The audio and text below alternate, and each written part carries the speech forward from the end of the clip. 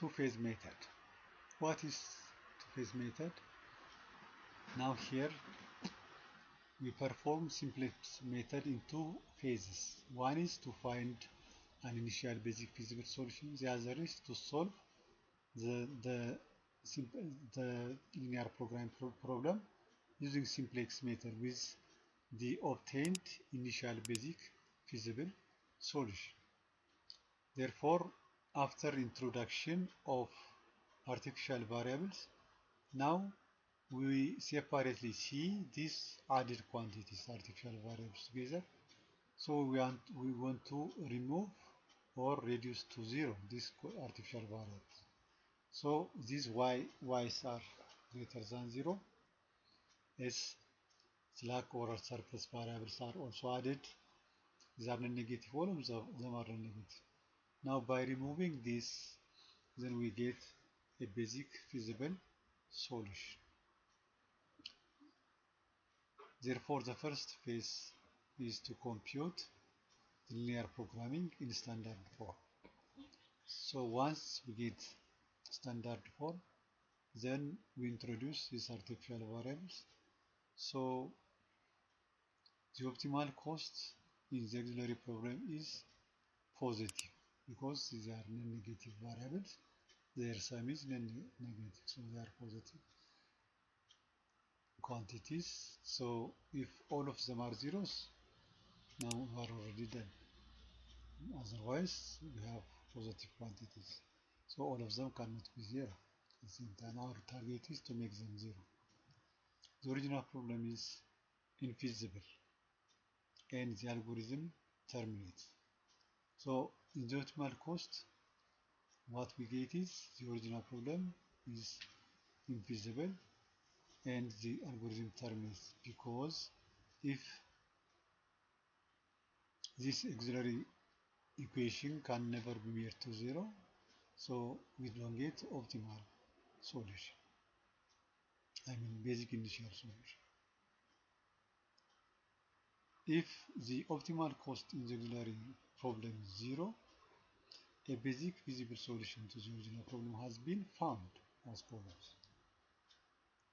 So if no artificial variable in the final basis, the artificial variables and the corresponding columns are eliminated and a feasible basis for the original problem is available.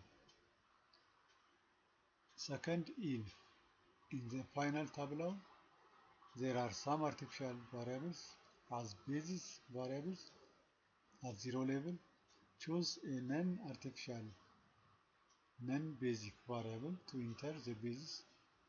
Then an artificial basic variable may be driven out of the basis. Repeat this process until you get artificial variables driven out of the basis. Once this is done, so you have got the basic feasible solution, and then we proceed by just ignoring the artificial variables with the remaining surplus, slack, and decision variables together. So let the final basis and tableau obtained from phase 1 be the initial basis for the second phase. That is initial basis for the simplex tableau for phase 2. Compute the reduced cost of all variables for artificial for the initial basis using the cost coefficients of the original problem. Then apply the simplex method to the original problem. So you do the same for now. Our problem was finding the basic feasible solution. Once we get the solution, then we just proceed as before for solving our linear program problem using the simplex method. Now, for example, using the two-phase method, let's solve this problem. Here we have this inequality should be reversed so that we can have non-negative right hand side. So as you can see, this is performed or this is done by adding slack variable here, artificial variable and slack variables, and surplus variable, slack variable, and here these two are artificial variables. Therefore, here we have equality, simply add y1. Here you have already by subtracting s2, then add y2 to make this 6 again. Here again, you add, you don't need to add artificial variable because this is positive already. Here we have negative to compensate this negative, you add here. Here we don't have the two of them, just we start with, since the basis matrix is 3 by 3, so we need to have an identity matrix of size 3 by 3. That's why we have to add y1 here, y2 here, and we take s2 here.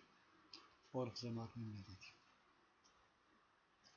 The tableau phase 1, so with this artificial variables, y1, y2, s1, and so we get this identity matrix, 3 by 3 matrix. Therefore, these are basic variables. These are non-basic variables. Therefore, by setting these zeros and by setting this, we get this initial value. Initial value 3, 6, 4. But here we have to check whether we have all of these are positive because we are performing minimization problem with this basis variables, basic variables. So in the minimization case, we have to make this Cj minus g greater than or equal to 12. Therefore, so we take the most negative value and then we perform ratio test. 3 over 3, 6 over 4, 4 over 1, the minimum is this. Therefore, this is our pivot row, this is our pivot column, the intersection is a pivot point. So what is leaving? X1 is entering and Y1 is leaving. And then after performing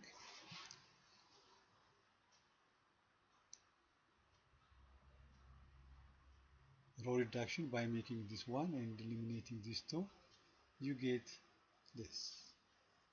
Again, this here we have negative number, negative quantity for Cj minus J, and then actually these Cj's are computed by the dot product of this with these columns, all columns.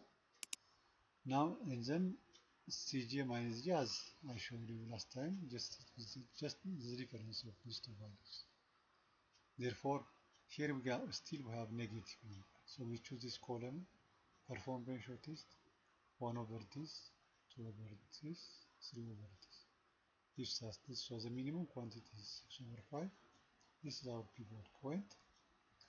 Now look at this. In the procedure, z was, that is z, y1 plus y2 is 9 here. In the next iteration, it is reduced to 2. Our destination must be 0. So I think we'll get when we eliminate this. Now look at this.